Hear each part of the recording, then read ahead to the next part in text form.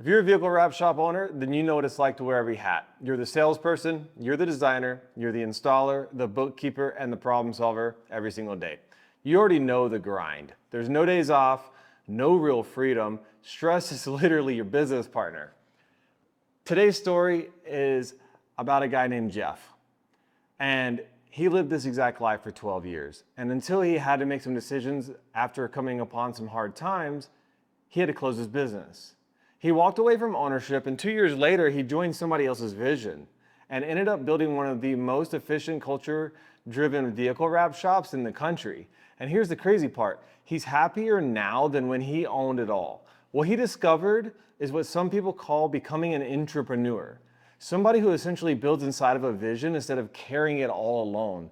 They think like owners, they lead like partners, they create massive impact within a business without creating burnout for themselves. This is a story of how letting go of control turned into real freedom for Jeff Gregorio. Today I have Jeff Gregorio with Wrap Solutions with us, and we put a post out and it was like, who do we need to see in the Massachusetts area? And it was just Wrap Solutions all the way down. So naturally we were here. Love it. Yeah, man. So give me an introduction. Like, where have you been in this industry? Where have you gone? What have you seen? So and my title here is basically lead wrap technician and shop manager for now.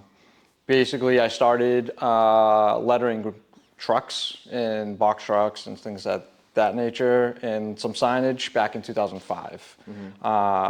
It was back when I was just getting out of college. Looking for an internship, free, of course, for 3 months. It was either going with their options as far as where they would place you, or we could find our own intern.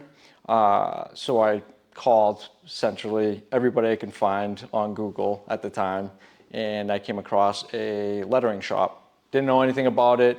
Knew about like sticker shops, but never really piqued my interest as far as getting into that. And this particular person, Carrie, she took me in, showed me FlexiSign, how to set up the plotter, and this is all pre-printing and everything. We had an old 48-inch Roland, one machine, one little setup station for it, and she just taught me the ropes, and I've kind of taken it from there to where I am now, almost 20 years later or so, and here we are from that to owning my own shop for about 12 years and now being a shop manager here at Wrap Solutions. Yeah, so tell me about ownership. It's hard. It's hard. I knew nothing. I went to school for graphic design. I got my associate's degree in visual communications. So it was a little bit of everything, pre-press, web design, marketing, things like that. Nothing about business, absolutely nothing. So I learned on the fly. I worked for Kerry for about 4 years, give or take, 3.5.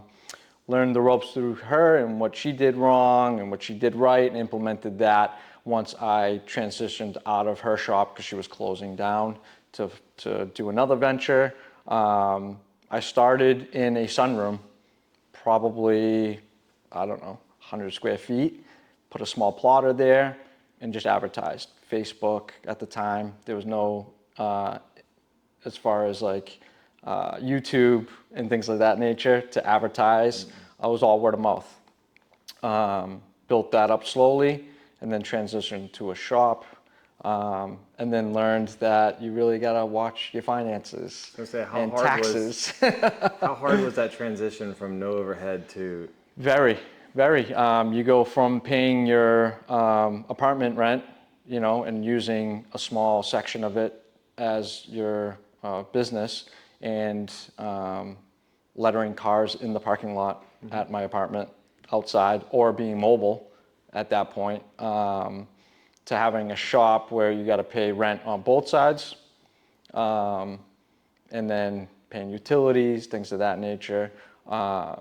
But it was more so, at the time, my ex-wife, now, she was an accountant, so she was able to rectify my bookkeeping and things like that. So it was a little bit of a help on that end, but I didn't understand it. I was more driven of bring business in, I do everything: design, print, install, everything. I didn't have any employees for up until my 6th or 7th year, give or take. And that was another transition of how to pay somebody. Paying by the piece, paying by the hour, especially with someone with no skill in the trade, because it was still kind of very new at the time. I'm learning just as much as they're learning. So, figuring out a happy medium where the learning part, I was able to compensate, but also not lose my shirt money-wise if something took too long or something got messed up. So it was kind of tough to figure all that out with no guidance, no mentorship, no nothing. My parents are immigrants. They came here 42 years ago. So my mom dropped out of high school to have me, and they've kind of put all their time and kind of money to help me build that part, whether it was paying for school, help me with rent, things of that nature, to see it flourish, which it did. It did for 12 years. But it was a struggle. Definitely wasn't easy. Where'd you guys come from? So my parents are from the small islands off of Portugal called the Azores. So, my parents were old time there. It's farmland, it's trading, there's bartering. There wasn't any paved roads at the time. It was a tough life. I mean, they made the best for what they had, but it was a tough life. So my grandfather, my mom's parents, came here and migrated to a small town in Peabody, which is about 25 minutes south of here. And they've never left. They've been there all our lives. My grandparents since then have passed, but my parents have always been a good support system and kind of helping me through my journey of business and life and marriage and kids and all that fun stuff. So I never looked at it that way before, but do you think that them pouring into you like that has helped you in the leadership role? Because they basically invested everything they poured into you, literally. They only knew what they knew. They had only the resources that they had, which is unique to everybody, right? Everybody's journey is a little different. But they're like, I must make this person win. And I guarantee that's like the biggest accomplishment that they've ever done. Of course, yeah. I think me going through the stages of schooling, because back then you went to 4th grade and then you worked on the farmland with your parents and helped raise cattle and things like that. Here, where I was able to fulfill school and be the first out of my family to go to college, that was a big accomplishment. I had to do that. As much as I hated school, I was not a school person, and I think a lot of people in this industry that have that design mentality, whether in the rap industry or artistic, have those struggles in school where you don't get to sit in a setting and learn math and flourish in that nature. I hated school, every part of it. But I needed to do college. So I wasn't going to do full 4, but I was able to get my associate's degree. Right. And, I had pretty good grades, and I went through the whole gamut of what needed to get done, and I did it. And with that being said, I think it's helped me as far as being in this industry. I don't know where my life would have taken me if I didn't go, because I was very creative. Could have been an artist, could have been a web designer. That's originally what I wanted to be. But foreseeing the future of technology at the time, I could see that web design was going to be more of a DIY thing, and it was going to be very obsolete for a one-off person to create something in that nature. So I decided to pivot, and ironically worked at a small sign shop, and the rest is history after that. Yeah. So at what point did you begin transitioning, let's talk about the end of the ownership era. What were some of the situations that were going on then, and why did we shift? Like, what was the ultimate final straw, if you will, that kind of moved you towards something, or what's a little bit of the story there? Life got hard at the time. I had 2 young kids. Building a business is like having another kid. And prior to me having my daughter, which is now, she's going to be 19, sorry. You know, raising her and doing the business was tough because one had to suffer. So I sacrificed a lot to build the business, to have them have a better life for them, whether it was either taking the business from me, you know, flourishing it more than what it was, or just being that support system because I was the only income at the time. So I had everything to lose, basically. And unfortunately, I did lose everything. I ended up getting a divorce because of it. You know, never home, focused more on business, took business home with me. That was a hard transition. I was always on the phone. You know, in hindsight, you know, was it the right decision? It's never a right decision. It's never a right decision, but It's just a decision it's and you just go. yeah. And you know, with every aspect of your life, there's decisions you have to make, whether it be hard or indifferent. And you know, do I have a better life now? I do. Do I have a better relationship with my kids? 100%, 100%. But unfortunately, I sacrificed all that and had to close shop financially because it wasn't going to be able to fulfill the needs of everybody on having the kids every weekend, being able to be a little bit more present, having the freedom because I didn't have employees, it was only me, having the freedom and time to, you know, pour into them that I wasn't at the time. So I held on for as long as I did, and you know, got some great opportunities, turned them down, and you know, now here I am as a shop manager as opposed to being a business owner, where the stress is a little bit lower. Still stress there, no matter what, but you know, the financial burden, the day-to-day stuff as far as who's paying, not paying, you know, our numbers and things like that. I don't have to be so much involved in those things. So I'm able to have the life that I live and still be able to give myself to my family at the end of the day. And that's, you know, years go by and you realize as you get older, those things that matters. Those things matter. Yeah. So making that transition now that I'm in my 40s, you know, is a godsend. Yeah, I mean, fortunately, you know, some of us don't hit rock bottom early enough. Right. I agree. Like, I'm very happy, like, you know, a lot of people see me now, I'm living in Mexico, blah, blah, like all these things, but like they don't know the hardships that actually caused even getting there. I just somehow managed to hold on long enough to actually survive it. Like, so there's that decision there. I could either close or I could try to survive it, but it has to be very intentional. And then you kind of have to ask yourself, like, do I truly want to learn this new skill? Like, owning a business and learning leadership at the same time is extremely hard. For sure.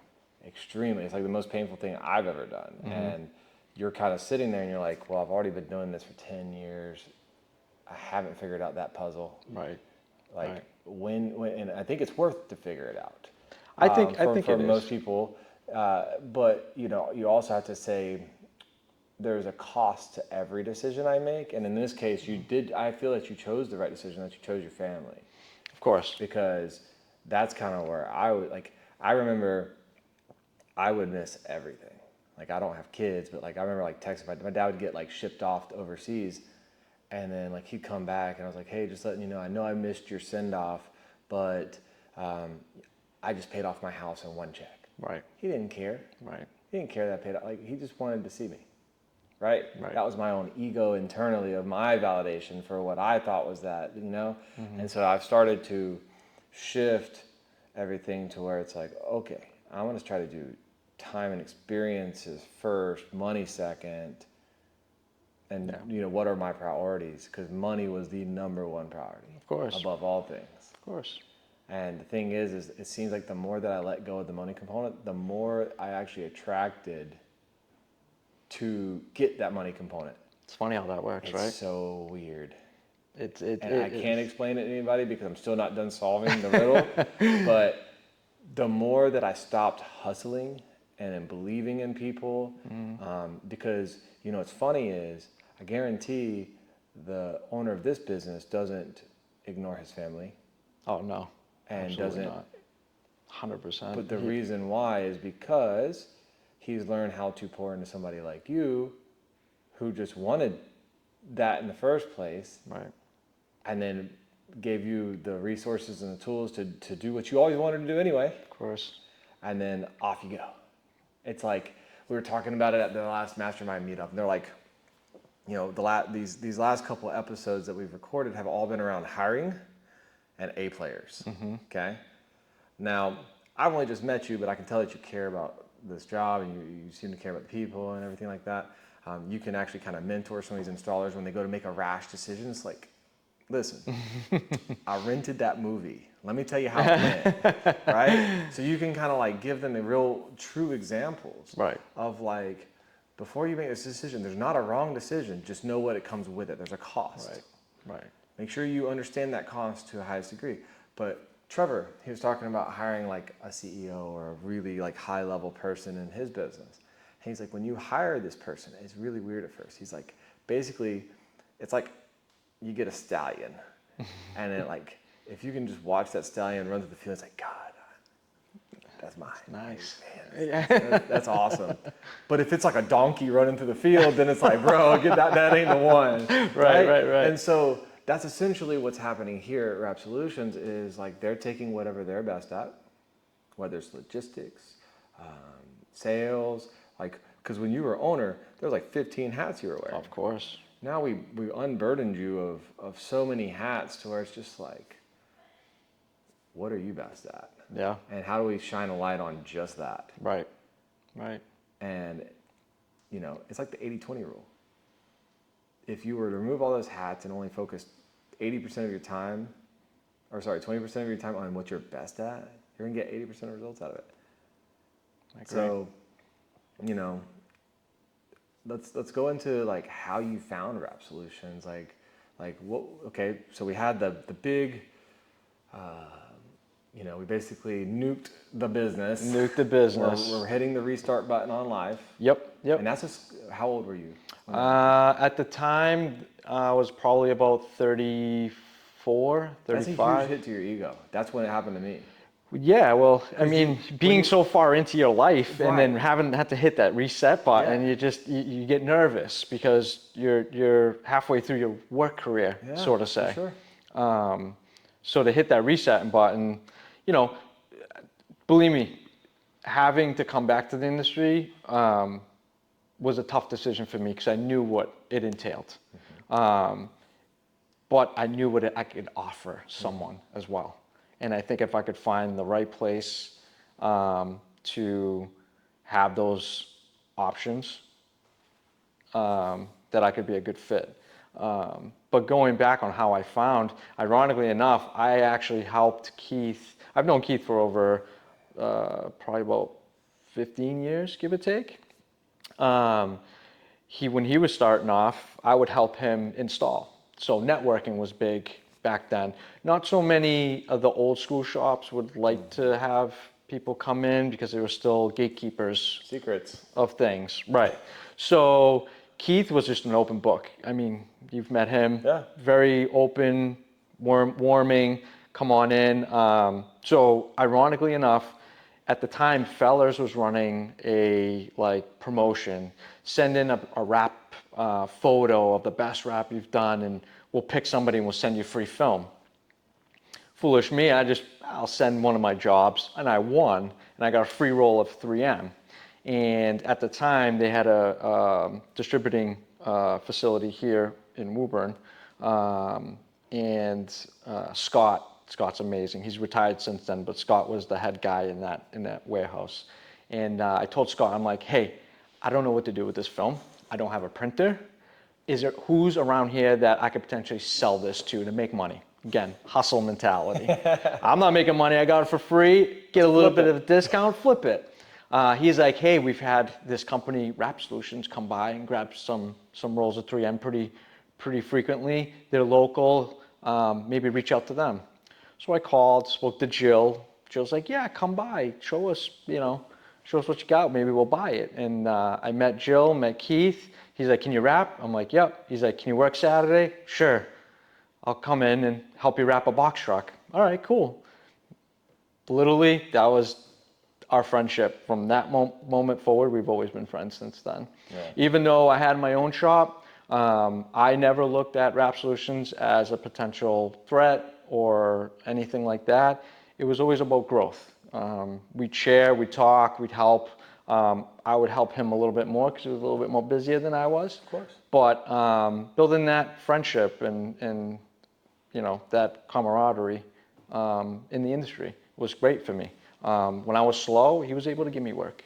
And I've worked on really good projects with him. And now with the both of us not doing so much of the wrapping anymore and being more business oriented, things have changed in our roles. But back then we were hustling 12, 15-hour days and just hustling the garage, just having a good time. And I've always kept that relationship open. With me getting out of the industry, I never looked at the business, or at least his business, as a potential employment.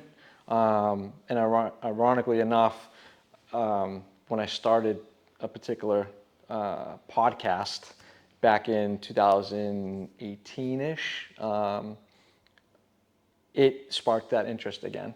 And I ran with it for quite a bit. It gave me the opportunity to go to RapsCon, meet Ruggs and a lot of Dan Nava and a lot of people in the industry that helped promote that podcast. And it really got the fire in me going again.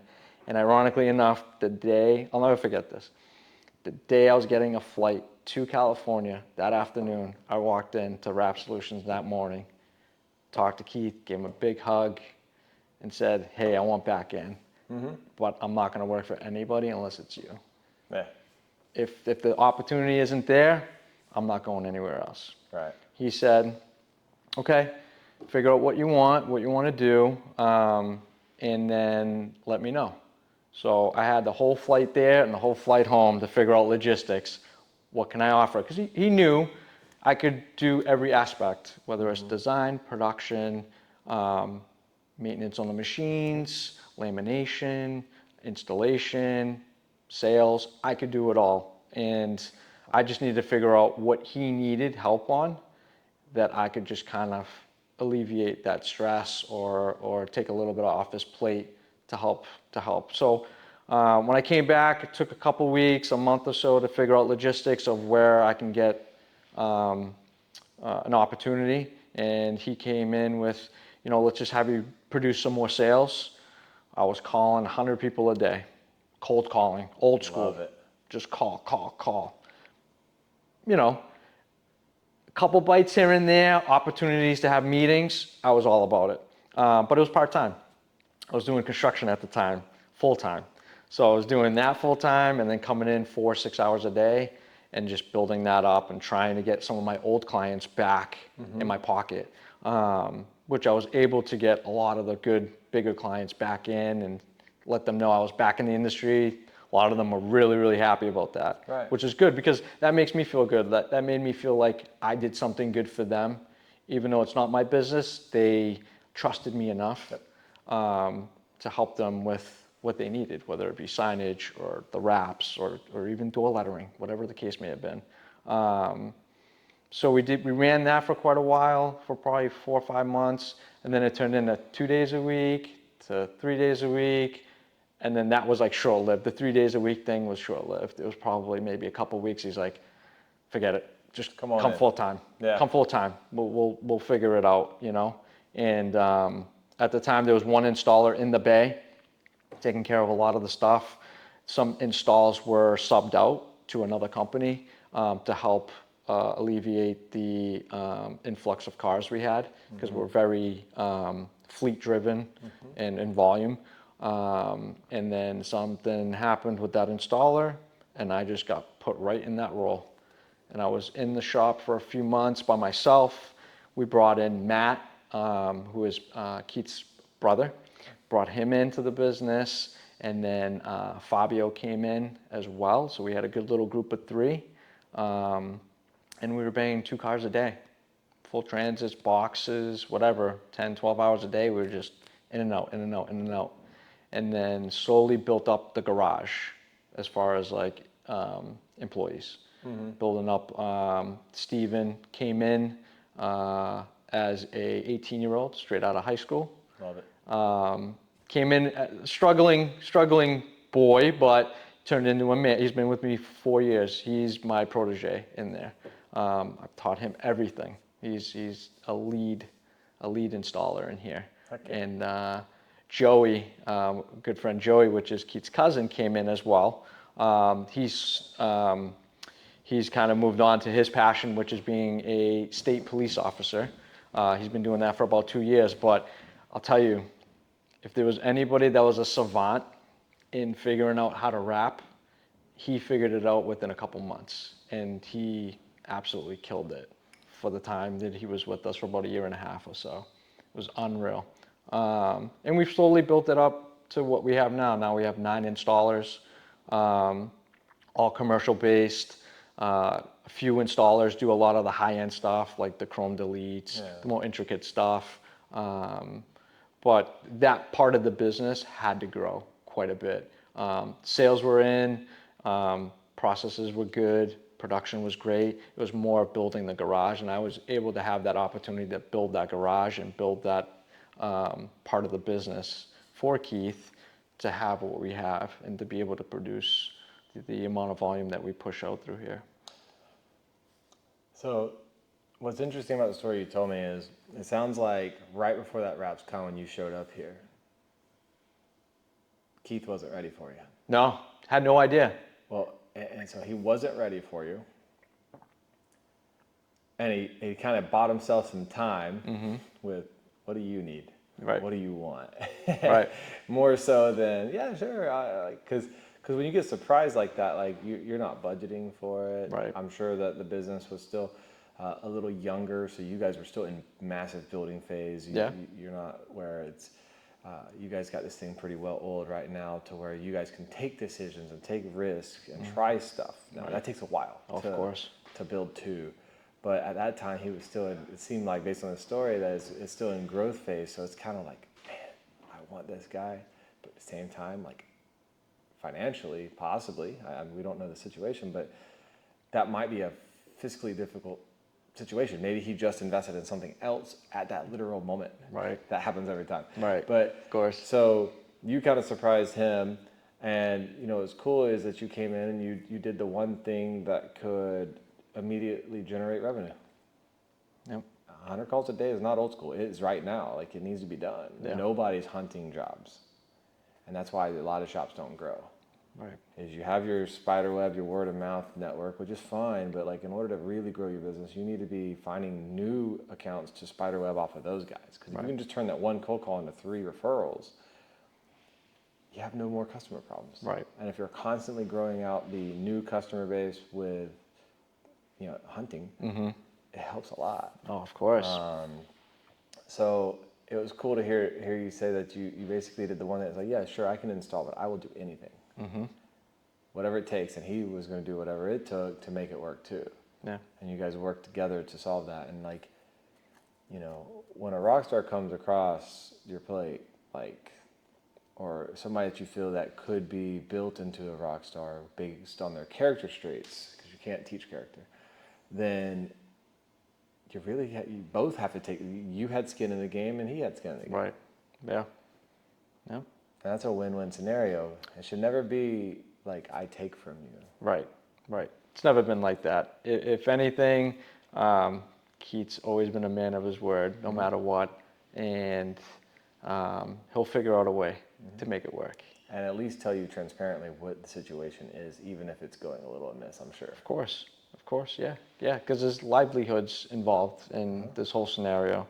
If something was to happen, a bad deal or something, everyone's going to know about it, and no matter what, he's going to take from his pocket to help everybody else out, and that's what I like, and you know, there's value there. Yeah. There's value there. So the risk that he took on me, I hope I've made, tenfold in the business, even though I have no real skin in the game other than my time and experience and my knowledge in this industry to give out and to help. I hope that brings value to, other people as well. I've helped numerous people get their business started outside of here that, my friend Sean in Texas, Vantage Wraps. I helped him go from an office job to pulling the trigger to open up a shop. And Joe Solis as well. Love Joe. Joe's amazing, salt of the earth. And, talked to him many times about business and stuff like that. I've made a small little piece of the pie in the industry, but I don't look outside of these walls a lot anymore. I focus more internally, whether it's the guys in here or anything like that. It's interesting that you said that. So I think it's kind of like, because I went through that scenario too. Like, as you said that, like, like I said, we're similar stories. I was 34, everything, like doing everything I can to change the situation because I was like that close as well. So, and they say you don't really understand things until you cycle, which means like almost hit zero. Like anybody that's got anything big has almost lost everything like once or twice. Like, yeah. So, and even if you lose it all, the point is you never gave up. So you just took the lessons, kept going. But I started helping other people because I felt so bad about my own situation. And that kind of gave me like time to, like you said, almost reinvigorate a little bit. I just started helping other people with what I knew, not what I didn't know. Right. So I wouldn't fake it. I only focused on what I really knew. And the biggest part of it was installers not growing. That was the one thing that I wasn't doing was installers. So that the main thing that I speak to is like that overcoming technician addiction. Because they're so scared to let go as like to become a leader or to multiply their resources or their knowledge. And if you have that much knowledge, you should have a successor. Yeah, I definitely agree. I think it's a little less risk if you're working for a shop in the growing aspect for yourself. As a new installer, you're timid. You don't want to make wrong decisions or make mistakes. I mean, no matter what, you're always going to make mistakes. It's learning how to fix them. That's all. Especially with the commercial stuff, you can get away with a lot. I mean, nobody's ever going to see a small little bad cut somewhere. And sometimes if you just tell the customer.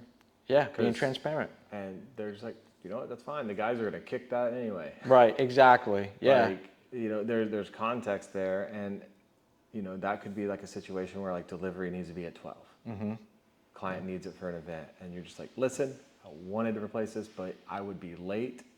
And your time is worth more than that. So I just wanted to bring this to your attention. Literally 7 times out of 10, they're just like, it's fine. The boys are going to beat this thing up with the ladder anyway. Right. Yeah. So the things you struggle with internally, as when you talk to the client, they might not see any of that or didn't even think about anything like that either. So it's almost like you beat yourself up more so. Because at the end of the day, you want to give out a good product. You want to be transparent. You want to be truthful about every little thing. But sometimes it's just, it is what it is. And you got to accept it and just move on. If it's a bad issue where it does come back, then, those particular installers get talked to as far as like, hey, what did we do wrong so we don't make this mistake again? And that has always been, a struggle too, because we have new installers, we have veteran installers, and we have top tier installers. So we have a little bit of a gamut or a pyramid system in here on who does what. So when things are a little less intricate, maybe I'll put a newer B person on that where they can take their time and learn. And then the really heavy stuff where I know it's going to be an all-day event, I'll put some of the top tier guys on that because I know that's got to be done at the end of the day as opposed to like a 2-day process. This has got to be done in 8 hours. So we'll put a couple of top tier guys. So everyone has their weaknesses and strengths, and I've been able to hone in on who does what, and that just goes back to, I'm able to see that as a manager and work downstairs with them and see how long it takes them to do specific things and help them grow and evolve and try to beat that time where, you're doing a transit in, 2.5 hours. Let's try to, shave 10 minutes. It's just little things. I'm not looking for extreme time burning hours off of an install. You want an enjoyable workplace with a good steady standard. Of course, that's it. That's it. Very simple. It's not a lot of stress here. We all play off of each other, and also too, having so many workers. Some weeks you might have a couple guys out sick. Some days you might have one guy out vacation. So we all pick up the slack when those things happen, and that's always good because as a solo installer, if you're sick and home, guess what? Work ain't getting done, and then the paychecks aren't rolling in. 100% of the workforce is gone. Yeah, it's tough. It's tough. What are you guys doing onboarding? So, I mean, you have 9 installers. Biggest thing that people always say is like it's hard to find good help. What are you guys doing to attract good talent? Right now, believe it or not, most of the talents reached out to us. Yeah. Kind of figured that. Yeah, it's more so of the big building, the experience, the culture. Kind of when you walk in, it's warm, inviting. That's always been more so for the clients than ourselves, But believe it or foolishly. not, But yeah, it definitely helps. I mean, it's climate controlled inside the bay, 70 degrees every day. And in New England, we get snow and all that stuff. It's raining today, but it's 70 degrees in there. You could wear flip-flops and, shorts if you wanted. It's a comfortable work environment. So being so heavy on the installers, because the install bay is the most productive as far as what, the amount of people that are involved in it. It's been tough to find new hires when we're looking, but a lot of the stuff has been coming in just email, found us online. I've used some Facebook groups, see if anybody's interested, new people. But typically we hire within too. Someone knows somebody, just got out of work, maybe they want to come in, change of scenery, change of career, and they're interested. I'm willing to give the time. Right now, because we're in our busy season, it's a little bit harder to gain a new person and be able to give them that time. I feel like foolishly I'd be doing a disservice. But, if they have somewhat of some skill and they can kind of make it work, a lot of the guys help pick up the slack as far as like training, or if they see something, they'll help them cut. Hey, just put it on, I'll cut it, move forward. We kind of talk and communicate, which is good. But I only have 2 new installers in there now, and one's been with me for about a month, and one's been with me for about 3 months now. And I've got them both to be able to do rear doors on transits, cuts, start to finish. And you know what? That's a great help because you have 2 guys on the sides, 1 guy on the rear. I'm getting a car done in under 3 hours.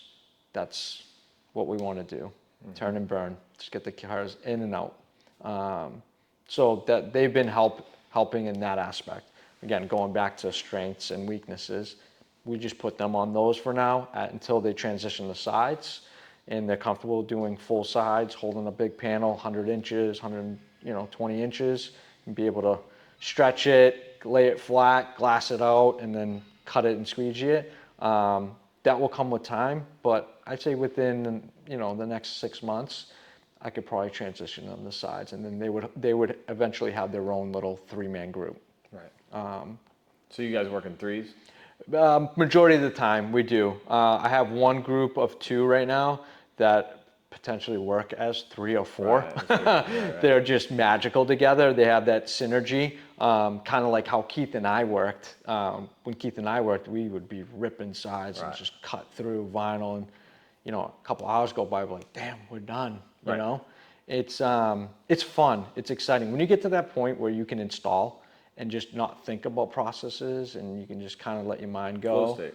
Yeah, it's so much more enjoyable. But until you get to that point, for these new installers, it's so hard for them to break that and be like not stressed out or feel overwhelmed. But I always tell them, listen, in a year from now, you're gonna look back and you're gonna be like, wow, this is like amazing. This is so much more fun now. So when you hire a new installer, just because like I like the timeline, like I think we align in that regard. Like 6 months, they should be dangerous. Yeah, Like of course. 85% there. There's gonna be the occasional vehicle that is more complex or whatever it may Yeah. be that you're gonna need some help from the lead, but dangerous. Yeah. Where they can get 75, 80% of the vehicle done and then get assistance on the rest. Right. What does the first, let's just say, 15 days look like for a new installer? Just processes and procedures. Where to grab the kits, make sure you're looking for VIN numbers, cleaning, prepping the car. That's 100% like the first week. Where to clean, where to look for dirt spots, clean around the wheel wells because they always come from the dealerships with tire juice and then the vinyl doesn't stick. How to properly clean, prepping. Basically the first 15 days is just process and procedures, cleaning and prepping, and grabbing kits for the guys. So that way they know when they're looking for, if they're missing something, they know who to talk to. If they pull out the kit and they're looking through, you know, driver's panel, lower panel, driver's door, driver's fender, make sure the kit's all laid out, we're not missing anything, and it's complete. They're basically gonna be a prepper and a helper for the elite guys, or the guys that are just putting it on. Sometimes they hop on, do a little bit of squeegeeing, help peel the paper if need be. But in the beginning, it's all about the prep because that is the most important part. There's nothing worse than, you know, getting down to a wheel well and realizing that there's tire juice that you didn't clean off with some good, you know, prep liquid as opposed to alcohol, and noticing it's not sticking. And then we have a potential problem because it's already had an adhesive, and then that becomes a problem. You can't really clean that off, and then we have to do a reprint, unfortunately. But prepping is more important than anything else. I mean, wrapping, I think wrapping is easier. It's prepping all the little nuanced crevices and what to look for. Little things. That's it. Those are the things will creep up on you. Yeah. Yeah. I like the backdoor approach because like our approach is week one is a lot like that, but I've kind of simplified it as far as explaining to people. They have one goal, and by the end of week one, they should be capable of installing a hood by themselves. That's presentable. 100%. But there's a clear metric though. Like crystal clear, by Friday you must do X. Next week, hood fender. The week after, hood fender, door, hood fender, and then by week 4, month 1, like you said, it's so funny, back door of the unit for the same reason. 2 guys and then the guy in the back. So very, very similar onboarding. And I think if you do that, you're automatically getting an ROI on the person. Like 100%. even if they're not the right person effectively, like they are doing something rather than just shadowing you. Watch like that style doesn't do anything. That doesn't teach anybody anything. Just hey, watch me. I kind of think that's like a weird ego thing of like, look how good I am. Yeah, I agree. You know, I never thought about it that way until years later. But like, look how good I am. No. Tell me how good I am. Like, it's really like an egotistical thing. I think it's mostly due to ignorance of like you don't have any foundational work done for what to give them. So that's like the best thing you got. Of course. But I think deep down in the core, it's like, hey, give me validation. Right. You know. Yeah. Small goals. Yeah. I So like that. what are you guys doing as far as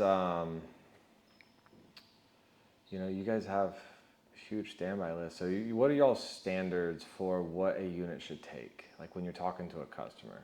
So let's say mid-roof sprinter. When you're selling it from you're doing it in 9 man hours essentially, Yeah. right? Right. 9 to 12 probably if you were to average it On out. what vehicle? Like a mid-roof sprinter. Yeah. Mid-roof Sprinter. With 2 of my best guys, I could have it done under 8 man hours That's awesome. for sure. So what's the averaged out standard? And the reason why I ask that is because some people say like, how long should it take to do X? And this is the gap that a lot of people don't there's so much waste in installing of like expectations. So like, I'm not sure how you guys' compensation plan are, but like when you're paying hourly, if that unit, and like, okay, if the expectation is 12 and that's what you're allocating for your budget for your cell, and then all of a sudden you got 16 or 20 man hours on that sucker and you don't even realize it, Right, you lose. you're losing. And then that's the constant battle that you're facing, is that you weren't very effective on the install or the output, and you have massive fat on the labor portion of your payroll. Right. So I was just curious, kind of like, do you guys have had set standards to where when a new installer comes in, you're like, that unit is this? Not so much, because that also is part of this growing part. Usually, not to say we throw them to the fire, Yeah. because they have some guidance the first 30 days, but typically we don't expect much right off the bat. Our schedule really doesn't change day to day, week to week, month to month. We know what we have to hit as a number every week and every month in order to keep the lights on, payroll, and everything else that goes into the business. So the install team is aware of a metric based on volume of output. Of course, yeah. Do you expose it as a dollar amount or unit amount? A unit, dollar amount. Dollar amount. I believe in sharing the dollar amounts to some people like to hide numbers from people, but it's good for Yeah. them to understand like why we're pressured. Of course, yeah. I mean, everyone's got a family and everyone's got to get paid for their time. And if we're giving, allocating 40 hours a week, the output should be, 25 vehicles for the week, or so to say, as a unit. Jill does a lot of the scheduling. So when she schedules, everything's got a dollar amount. So at the end of the week, if we're able to fulfill that dollar amount, we fulfilled that week. Good. We're good. Anything over that is extra. That gets put into a kiddie pool at the end of the year. Those go for bonuses and raises and things of that nature. So it's very volume. Like the incentive to do more is always good, because at the end of the year we're able to share the extra and the extra time we spent, whether it be overtime on getting an extra car done that week or working some Saturdays, because we're not open on Saturdays to the public. But we give the installers the opportunity to come in and make extra money. So there's always opportunity there, which is awesome for installers that either are just on a lower dollar amount per hour and be able to make overtime, but also we're able to fulfill another client. Right now we're really, really booked out. So the overflow of clients, we try not to be so booked out months in advance. We like to be booked out more weeks in advance. 6 weeks max is like where I'm coming It's from. After like- that, it's like, Yeah, it's like crazy, because it becomes like whoa, you're so busy, I might go somewhere else. Right. We don't want to get to that point. So we open up Saturdays to fulfill those little extra jobs, or guys work a little later throughout the day and get an extra job done, or half a job and then finish it. We try to manage that as much as we can. But as far as like numbers, we know what we have to do every week, and we try to hit that goal every week. Whether it's pushing more so of the elite guys to push and give them a little bit more extra as far as overtime, or possibly pushing the yeah, project well, what you're out. doing, to anybody that doesn't understand what he said, the business has essentially built out and developed, this is what the business wants to make as a standard. Yeah, So whatever the net profit is on that. right. Okay? That's what we need to make, that's what we need to operate on, and this is what they are asking of the business. This is the part that most people don't understand, is you need to ask your business of something. Of course, yeah, you need to. For the risk and everything that I'm doing, then I expect this out of you. And if not, then you need to sometimes put down the business. Of course. Right? Because if it's not giving you those things, then you should probably put it down. Yeah, I mean, So- or pivot, because right. every business has their own, dollar amount that they want to make. Right. But most people are a slave to the business rather than telling the business what they want of it. Yeah. So what's cool about that is you're essentially saying, like, let's just say it's 15% net profit. That's the bottom standard. Should be higher than that in my opinion, but at the same time, let's just using it as a number. Then anything surplus, then they're allocating like a winning to motivate the team to work harder. So it's not just the boss Right. like cracking the whip. It's like, hey, this is our standard. This is great. The house wins. Yeah. However, we do this, everybody wins. Right. Right. Right. And I like that because it pushes that camaraderie and culture. Yeah, and you know, a lot of people with the stigma of the rap industry with, you know, someone working in a little garage at home or get a small garage, and not having all those little extras as far as like thinking about, you know, what's your electricity bill every month? Mm-hmm. What's your gas bill every month? You know, what's your how much material you're buying every month? I mean, we buy pallets of film, sometimes twice a week because we have so much volume. When you get to that point, not that it becomes harder to manage numbers, but you really have to be numbers focused because you could lose a lot of money really, really fast if you don't know what's going out and what's coming in. So with the high volume, I mean, a lot of us between Keith, myself, Emily, Michaela, you know, we talk at least once or twice a week to make sure things are jiving, we're good. Maybe we got to push something forward to help alleviate this problem or whatnot. Communication's always key. Oh, yeah. Oh my God. Like if you don't have communication or understand specific things, you need to hire somebody for that. 100%. If you're not smart enough to figure that out, hire someone to do that for you. Because the last thing you want to do is make a bad decision. Right. Or make a bad choice on something financially, or just make a bad deal.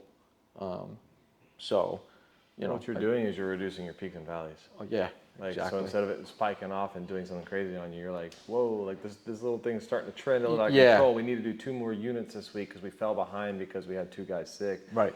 Like it's all feedback loops, right? So, awesome. What would you say is some advice coming from you? You have such an interesting perspective. You know, at what point should somebody, again, there is no right choice, but at what point should somebody start questioning the cost? Because like you seem incredibly happy. Even when I was talking to you on Facebook before, like you're just like, I love this. Like you probably never even could imagine. When you were in that moment of ownership at that time, you probably could have never imagined that you ever enjoyed this as much as you are. I feel, Possibly. yeah. I mean, there was, you know, highs and lows, of course. Right. You know, when you're riding that high, you're like, this is the greatest industry. It's given me so much. And then when you're struggling, you're just like, why am I doing this? It is just, there's highs and lows all the time in this industry. I would probably say now and where I stand as a shop manager, I'm extremely happy now, because I don't have that extra burden of things. I'm still involved in day-to-days, which is great because I, you know, this is my livelihood just as much as it is the owners or the installers or whoever it is. It's you know, being able to have conversations and having the opportunity to be in those conversations. I'm truly blessed to even be in that. I don't have to be, but I'm in it because I can provide feedback or an idea that may have not been brought up, and then we're able to pivot and make a good decision. But I don't have to carry those extra burdens of things. I'd probably say, you know, would I love being an owner again? That's a hard sell for me from where I am now. I know what the risk and rewards are to be on that side of the coin, and I feel like I like this side a little bit better. Yeah. I truly do. You know, I'm still able to have my time, still able to make a good living, still able to, you know, install, which I love being outside in the garage with the guys.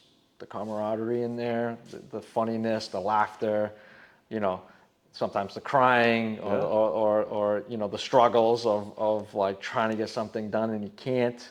I like problem solving. And I think that's why I like it more, because I'm able to have that time to problem solve.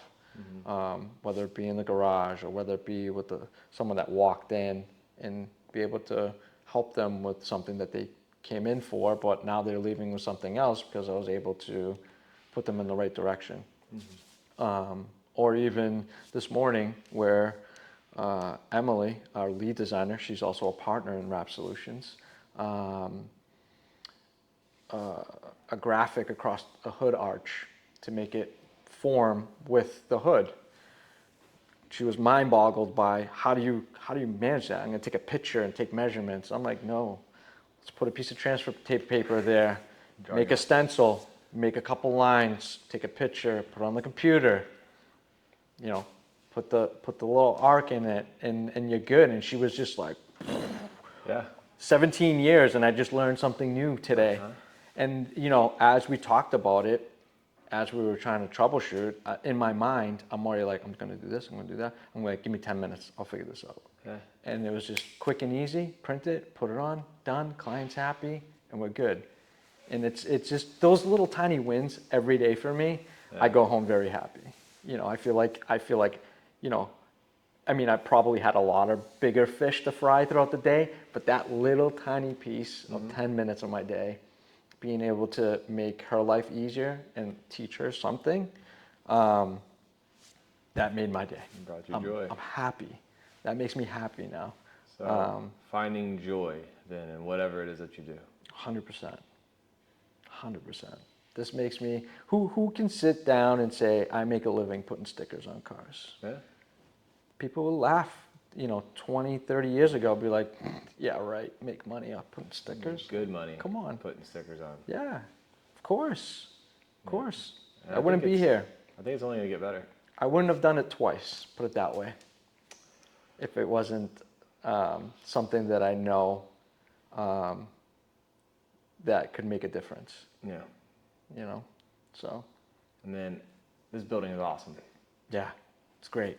Good environment for us. I was about to love say, it seems like does this also, like taking pride in the standard of the image that you guys exude, does that help the morale just massively? Because that's something that I'm even lacking on, because I just moved to a new building. Yeah. All these things, and like, everybody wants to do the nice shop, and I think it's important. I think the business fundamentals are more important. But over time, like even you said, like you guys built this some time ago. It's been a year and a half. work in progress. Like you're still doing construction in a way to get it where you want it. It doesn't happen overnight. So you can't look at something like this and just say, "Oh, that must be nice." It's like, no, this is years. I mean, this business is almost what, 20 years, 19? 17 business-wise. So, 17. Yeah. And it wasn't until just the recent. Yeah. Well, I'm not gonna say this wasn't the brainchild of Keith. Keith's vision is very long-term. He's already had this in his mind Years. From day one of printing the first print and installing the first wrap. I wouldn't put it past him that he had this vision in his mind from day one. Whether it was going to come into fruition or not, didn't matter. But you know, about says, almost if I get there, this is what it's going to be. Yeah. Yeah, for sure. And I'm blessed to have a say in specific things. You know, we walked this property with just a pad on it and said, how do you want the garage to be Heck yeah. put together? It's your garage. How do you want it? Yeah.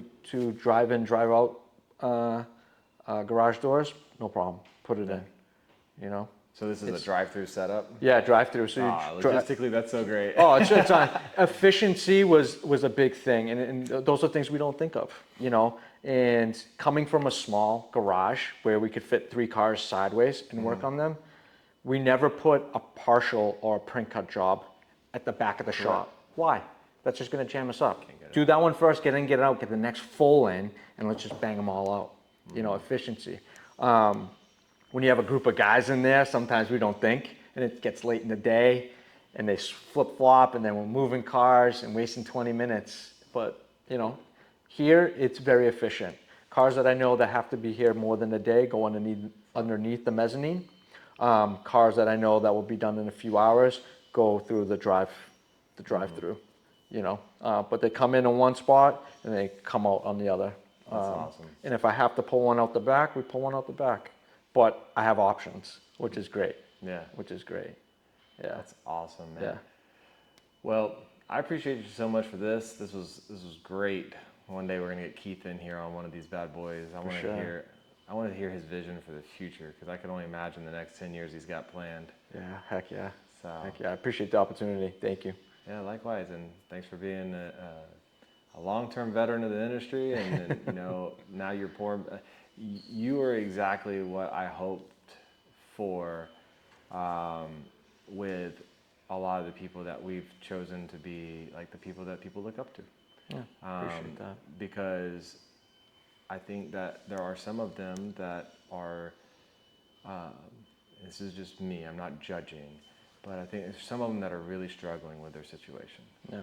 And some of it's because they never built a successor, and that's why I think your story is so important to learn. Like, whenever I hit that rock bottom at 34, I made the decision that I don't want to wait until I'm injured or I have to do leadership. I was talking to Joe about it, I think he's in his 50s, about how, like, had he played with like a 10% curiosity, not a full like liability exposure of like hiring somebody and like, but just 10% of like playing with like leadership and trying to hire people a little earlier on, Right. to get your reps in, because it takes time. It's a Of course, skill. yeah. Just like your squeegee in the month one, you're barely cutting your teeth. Right. 6 months you're dangerous, but you're still going to make massive mistakes. Of course. I mean, still to this day, leadership's the hardest skill on the planet. So like, we are still going to make mistakes. We're going to work we're going to accidentally run off a good employee. Yeah. It happens. Yep. But it's better for us to get our reps while we're young and we are less risk. Now. Yeah. The beginning stages. Then because like, if you have the massive mistake early, you still have time. Recovery. Yeah. But when you're in your 45, 50, and we're in this industry and it's like this thing's giving you so much, then all of a sudden it's like, time's up.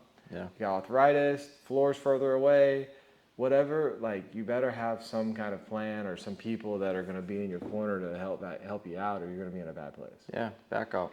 Yeah, for sure. I mean, working alone wasn't always the plan, but as you get older and things start to not work as good as they used to, yeah, you start thinking about that, and then potentially it could be too late, or you get a second wind like I was able to.